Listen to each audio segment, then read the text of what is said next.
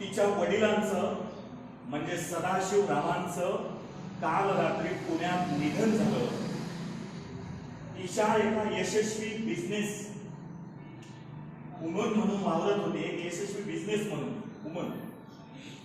पण गेल्या 10 वर्षात ती एकदाही वडिलांना भेटायला गेली नव्हती. का?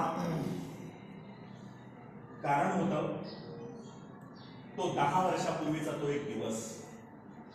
आपल्या वडिलांना 10 वर्षात एकदाही भेटली नाही मुलगी. ईशाला अमेरिकेतला एका मोठ्या युनिव्हर्सिटीमध्ये ऍडमिशन मिळत होतं आणि फी होती त्याची 25 लाख रुपये.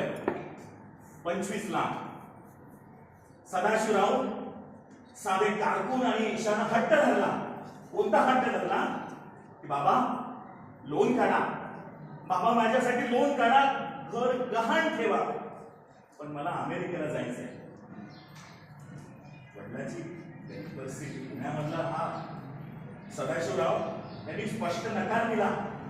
ईशा बाळा आपले ऐकत नाही रे, आपले ऐकत नाही.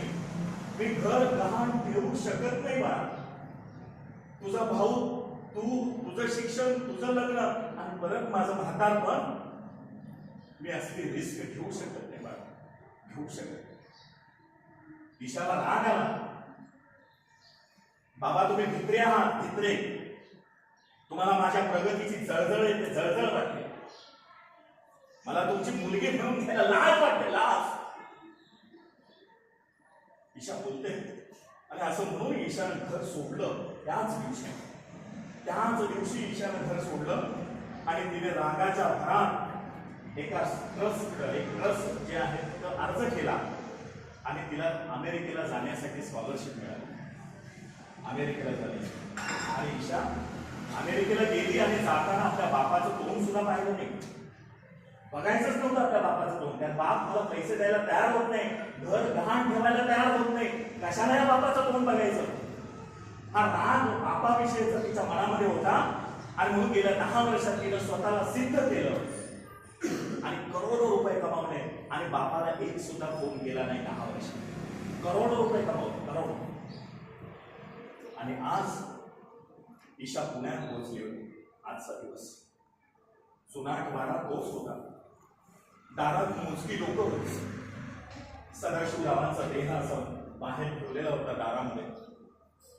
ईशानं पाहिलं, बापाच्या अंगावरचा सदरा तो जुनाच होता.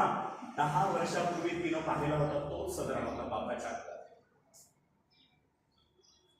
तिला रडू आलं नाही हे पाहून सुद्धा. फक्त एक विचित्र ओझं वाटलं. सगळे विधी उरकले, लोक पागली आणि शेवटी घरात ईशा आणि सदाशिवरावांचे जुने मित्र वकील देशपांडे काका उरले. देशपांडे काकांनी ईशाच्या हातात एक जुनी फाटकी डायरी आणि बँकेचं पासबुक दिलं. ईशा सदाने हे तुझ्यासाठी ठेवलं. ईशानं उपहासाने विचारलं, काय असणार या हिशोब? की मी किती वाईट वागले त्याचाच हिशोब असेल ना डायरीमध्ये. तक्रारी असतील माझ्या बापाने केलेले. काका गंभीर झाले. ईशा वाच एकदा, तुला काही प्रश्नांची उत्तरं निश्चित केली. ईशाने डायरी उघडली आणि हळूहळू वाचायला सुरुवात केली. काही वेळानं ते पान आलं. ते पान कोणतं? तारीख होती 10 वर्षापूर्वीची आणि बाबांनी लिहिलं होतं, सुरुवात केलेली होती त्याच्यात, आज ईशा रागावून गेली. आज माझी ईशा रागावून गेली की मला भित्रा म्हणाली. तर तिला कसं सांगू की ज्या घराला गहाण ठेवायला ती सांगत होती ते घर तर मी तिच्या इंजिनिअरिंगच्या वेळीच विकलेलं होतं. बापाने लिहिलेलं होतं आणि आता आम्ही भाड्याच्या घरात राहतोय हे तिला कळलं तर तिला गिल्टी वाटेल म्हणून मी खोटं बोललो. ईशा आता हे घर विकता येणार नाही. ईशाच्या हाताला कंप सुटला. तिनं पुढचं पान उघडलं. आज ईशाला अमेरिकेच्या ज्ञानदीप ट्रस्टची 20 लाखाची स्कॉलरशिप मिळाली. पुढच्या पानावर वडिलांनी लिहिलं, 20 लाखाची स्कॉलरशिप मिळाली. ती खूप खुश आहे. तिला वाटतंय तिच्या हुशारीवरती मिळाली. बरंच झालं. तिला हे कधीच कळू नये, बाप लिहितोय, तिला कधीच कळू नये ज्ञानदीप ट्रस्ट मध्ये मी माझ्या पीएफचे सगळे पैसे आणि गावी असलेली वडिलोपार्जित जमीन विकून जमा केले होते, त्याचे 20 लाख रुपये मिळाले. त्याचे 20 लाख. आणि तिला वाटेल बापानं मदत केली नाही, ती माझा तिरस्कार करेल.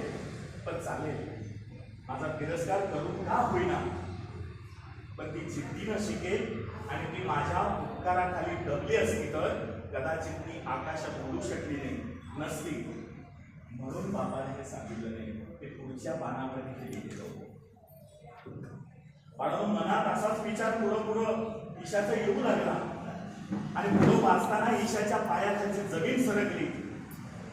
ती ज्याला स्कॉलरशिप समजत होती ते तिच्या बापाचं रक्त आणि घामाचे पैसे होते. ज्या बापाला तिनं पुत्र आणि कंजूस म्हटलं, तिनं स्वतःचं म्हातारपण विकून त्या बापानं तिचं भविष्य विकत घेतलं होतं. भविष्य, बाळाचं आपल्या भविष्य. ती रडत रडत शेवटच्या पानावर आली. बाळानं शेवटचं पान होती 2 दिवसापूर्वीची तारीख. शेवटचं पान. ती रडत रडत शेवटच्या पानावर आली. आणि बाबा लिहितायत, ईशा आज डॉक्टर म्हणाले माझ्याकडे 2 दिवस आहे. तू खूप मोठी झालीस ग. टीव्हीवर तुझा फोटो बघतो तेव्हा छाती अभिमानानं भरून येते.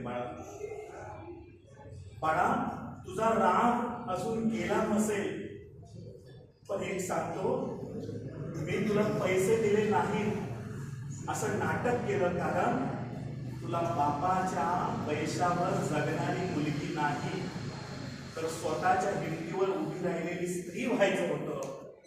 तू जिंकलीस बाळा, तू जिंकलीस रे.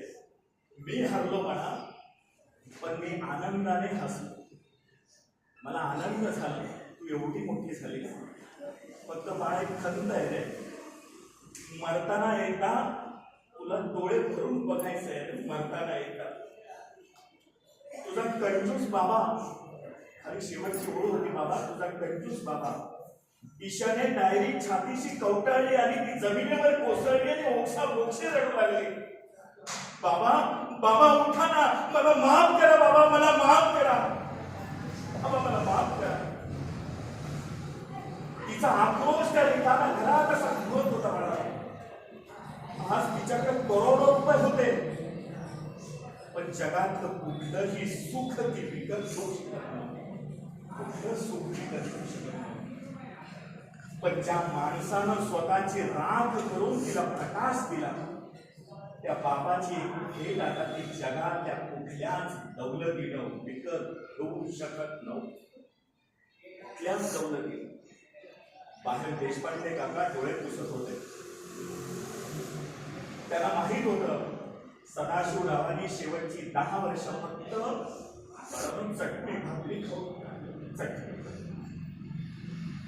आणि जेणेकरून ईशाला परदेशात कधी पैशाची कमी पडू नये म्हणून गुपचूप तिच्या खात्यामध्ये पैसे भरायचे. बाबा गुपचूप पैसे भरायचे. आणि ईशाला आता कळलं होतं, बाप कधीच गरीब नसतो. कळलं, बाप कधीच गरीब नसतो.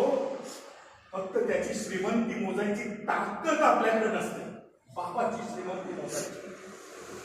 म्हणून आई वडिलांना नकारामाग अनेकदा त्याग बापाचा आईचा लपलेला असतो. बाळाला आपल्या आई वडिलांचा नकारामाग, आणि तो आपल्याला उशिरा समजतो.